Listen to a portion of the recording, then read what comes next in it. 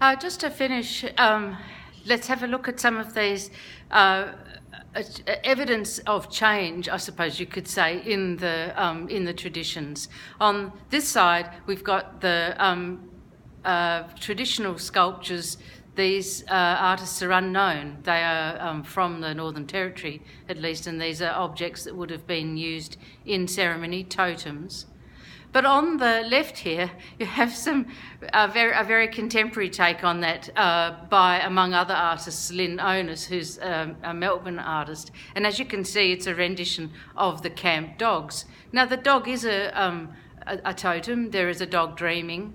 But, of course, the way in which the dogs to this day now live in the camps is also a very everyday kind of presence. They're also a little bit of a nuisance. And you don't go anywhere as an Aboriginal woman, for example, without your dog or two. And so there's a kind of humour there in rendering the change from the traditional sculptural objects that are sacred to this really quite fun commentary on life in the Aboriginal camp.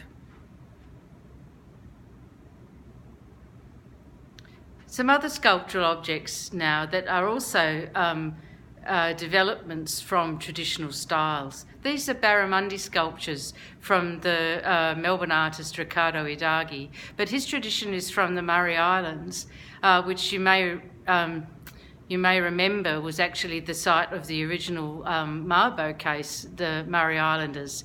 On that island, they tend to make large sculptural masks and other kinds of ceremonial item out of cut quill, which you can see here, the cut quills of feathers and other pieces of material from the lands there.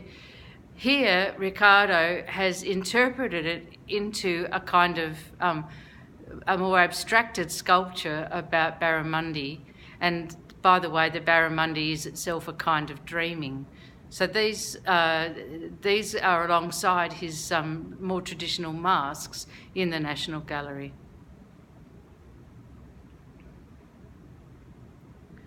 Finally, there's a huge body of work developing from urban Aboriginal artists who, of course, in virtue of the settlement and the fact that their groups were closer to European areas of settlement, they've lost their access to cultural lands and in many cases lost their education in traditional law. But that doesn't mean that they haven't gone back into that history in search of their own origins and their own identities.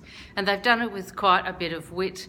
Here's an artist with his Mimi figures sitting in an old Holden. Again, a car is an absolutely essential piece of equipment for any young Aboriginal man in the bush, and the Mimi figures are riding alongside, hopefully to keep them safe.